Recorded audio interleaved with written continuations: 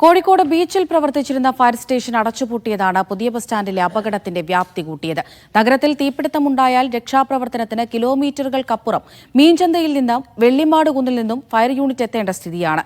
2023 സെപ്റ്റംബറിൽ അടച്ചുപൂട്ടിയ beach fire station പുതിയ കെട്ടിടത്തിലേക്ക് മാറ്റാനുള്ള നടപടി പാതിവഴിയിലാണ്.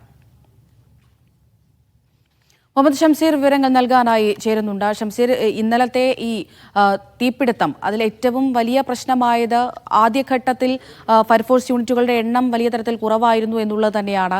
ഈ പറഞ്ഞതുപോലെ ബീച്ചിൽ ഉൾപ്പെടെ ഉണ്ടായിരുന്ന ഫയർഫോഴ്സ് യൂണിറ്റുകൾ അടച്ചുപൂട്ടിയത് തന്നെയാണല്ലേ ഇത്തരത്തിലൊരു വ്യാപ്തിയിലേക്ക് അപകടം ഉണ്ടാകാൻ കാരണമായത്?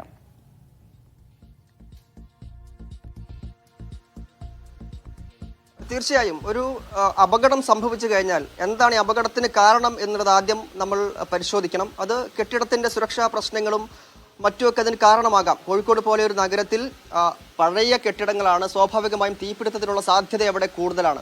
അങ്ങനെ സാധ്യതയുള്ള ഒരു നഗരത്തിൽ അടുത്തതായി നമ്മൾ കാണേണ്ടത്, അങ്ങനെ ഒരു സംഭവം ഉണ്ടായിക്കഴിഞ്ഞാൽ, അപകടം ഉണ്ടായിക്കഴിഞ്ഞാൽ അത് പ്രതിരോധിക്കാനുള്ള, മറികടക്കാനുള്ള സംവിധാനങ്ങളുണ്ടോ എന്നുള്ളതാണ്. കോഴിക്കോട് നഗരത്തിൽ ഉണ്ടായിരുന്ന ഫയർ സ്റ്റേഷൻ, അതായത് ബീച്ച് ഫയർ സ്റ്റേഷനാണ്. 2023 സെപ്റ്റംബർ മുതൽ ആ കെട്ടിടത്തിൽ ഫയർ സ്റ്റേഷൻ പ്രവർത്തിക്കുന്നില്ല എന്ന് നമ്മൾ കാണണം. 60-ലേറെ ജീവനക്കാരുണ്ടായിരുന്ന, ഫയർ ഓഫീസേഴ്സ് ഉണ്ടായിരുന്ന ആ ഫയർ യൂണിറ്റ് ഇപ്പോൾ അവിടെ പ്രവർത്തിക്കുന്നില്ല. ഒറ്റ യൂണിറ്റ് മാത്രമാണ് താൽക്കാലിക ഷെഡിൽ ഇപ്പോൾ അവിടെയുള്ളത്. അപ്പോൾ നഗരത്തിൽ ഒരു വലിയ അപകടം സംഭവിച്ചു കഴിഞ്ഞാൽ, പ്രത്യേകിച്ച് കോഴിക്കോട് പോലെ അപകട സാധ്യതയുള്ള നഗരത്തിൽ അപകടം സംഭവിച്ചു കഴിഞ്ഞാൽ പ്രത്യേകിച്ച് സംവിധാനങ്ങളില്ല, 1.5 വർഷം കഴിയുമ്പോഴും എന്നുള്ളത് വലിയ പ്രശ്നം തന്നെയായി നിലനിൽക്കുകയാണ്. ഇത് നമ്മൾ അങ്ങനെ പറഞ്ഞു പോയി അവസാനിപ്പിക്കേണ്ട വിഷയമല്ല. ഇതിന് ചില പരിഹാരത്തിനുള്ള പല ശ്രമങ്ങളും നടന്നെങ്കിലും അതൊന്നും പ്രാവർത്തികമായില്ല എന്നതാണ് ഏറ്റവും പ്രധാനപ്പെട്ട കാര്യം. ഇപ്പോൾ എൻ്റെ കൂടെ Malabar development council president C Chakkunni ചേരുകയാണ്. അദ്ദേഹം ഇതിനു വേണ്ടി നിരന്തരം പ്രവർത്തിച്ച, ഈ ഫയർ യൂണിറ്റ് ഇവിടെ കൊണ്ടുവരാൻ വേണ്ടി നിരന്തരം പ്രവർത്തിച്ച വ്യക്തി കൂടിയാണ്. 2023 സെപ്റ്റംബറിൽ അടച്ചതാണ് ബീച്ചിലെ ഫയർ സ്റ്റേഷൻ അല്ലേ? ഇത്രയും കാലമായിട്ടും പകരം സംവിധാനമില്ല. മാത്രമല്ല, കോഴിക്കോടെന്ന് പറഞ്ഞാൽ പല തവണ തീപിടുത്തമുണ്ടായ ഒരു നഗരമാണ്, സാധ്യത കൂടുതലാണ്. അവിടെയാണ് ഈ തരത്തിലൊരു പ്രതിസന്ധിയും പ്രശ്നവും നിലനിൽക്കുന്നത്. ഈ പ്രശ്നം അതിൻ്റെ അതീവ ഗൗരവത്തോടെ കണ്ടു തന്നെയാണ് 2017 മിഠായിത്തെരുവിലെ തീപിടുത്തമുണ്ടായപ്പോൾ അവിടെ ആദ്യം എത്തിപ്പെട്ട ആൾ ഞാനാണ്. അതിനുശേഷം കണ്ട പഠിച്ച പാടത്തിന് 9ഓളം പേര് മരിച്ചു. ആ അനുഭവം വെച്ചാണ് ഇതിൻ്റെ ഗൗരവം മനസ്സിലാക്കി ബീച്ച് ഫയർ സ്റ്റേഷൻ പൊളിച്ചപ്പോൾ അവിടുത്തെ ഉണ്ടായിരുന്ന 6ഓളം യൂണിറ്റുകൾ വിന്യസിച്ചത് താമരശ്ശേരിക്കും മറ്റും, പിന്നെ അടുത്ത വെള്ളിമാട് കുന്ന. ഈ വെള്ളിമാട് കുന്നുള്ള ഫയർ സ്റ്റേഷൻ എത്തിപ്പെടണമെങ്കിൽ ഒരു നേരോ റോഡാണുള്ളത്. ഈ ബുദ്ധിമുട്ടെല്ലാം മനസ്സിലാക്കി തന്നെയാണ് ഞങ്ങൾ ബഹുമാനപ്പെട്ട മുഖ്യമന്ത്രിയെ സമീപിച്ചത്.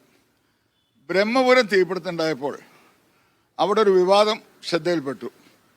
എന്തുകൊണ്ട് തൊട്ടടുത്തുള്ള നെടുമ്പാശ്ശേരി വിമാനത്താവളത്തിൽ ഏറ്റവും വെള്ളത്തിന് പകരം ഒരു തരം ഫോഗ് കെമിക്കൽ ഉപയോഗിച്ച് അതിശേഷിയിൽ ചീറ്റാനും കെടുത്താനും ശക്തിയുള്ള എൻജിൻ ഉപയോഗിച്ചോ ഇല്ലെന്ന് സംശയം വന്നപ്പോഴാണ് ബഹുമാനപ്പെട്ട മുഖ്യമന്ത്രിക്ക് ഒരു നിവേദനം സമർപ്പിച്ചത്.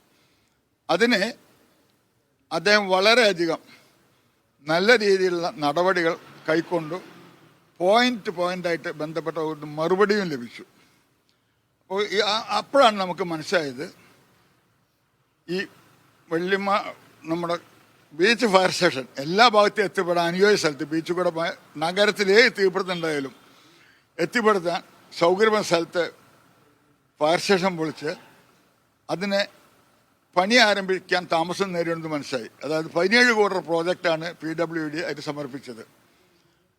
അത് മനസ്സിലാക്കി തന്നെയാണ് ഞങ്ങൾ ബീച്ച് ഫയർ ഓഫീസറെ, അസോസിയേഷൻ പ്രസിഡന്റിനെ, fire station association president mister സജീവമാനും കൂടി പല സ്ഥലങ്ങളിൽ പോയി കാണിച്ചു കൊടുക്കുകയും 1-2 സ്ഥലം ബീച്ചിലെ ഫയർ അവർ തന്നെ കണ്ടുപിടിച്ചത്, പിന്നീട് അവർ അനുമതി നിഷേധിക്കേണ്ടായത്. എൻ്റെ അറിവ് ശരിയാണെങ്കിൽ പോർട്ട് ഓഫീസിനും മറ്റും സ്ഥലമാണ് കണ്ടത്, അത് അനുമതി നിഷേധിച്ചു.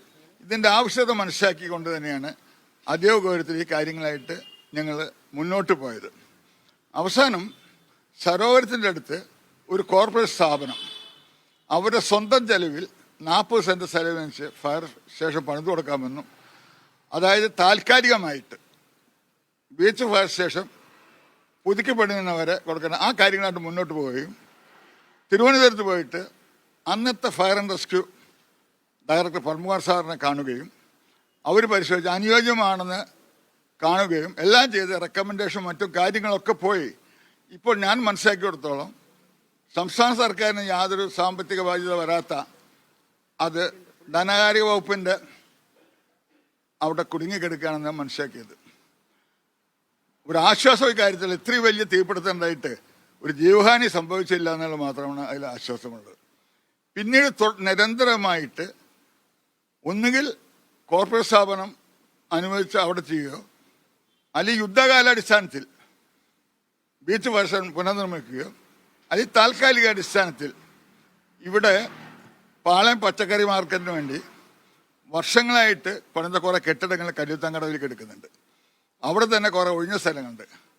അവിടെ എങ്ങനെ നിർമ്മിക്കാമെന്ന് ഏകസ്വരത്തിൽ ഫയർഫോഴ്സ് ഉദ്യോഗസ്ഥരും വകുപ്പും എല്ലാം ആവശ്യപ്പെട്ടിട്ട് യാതൊരു നടപടി ഉണ്ടായില്ല.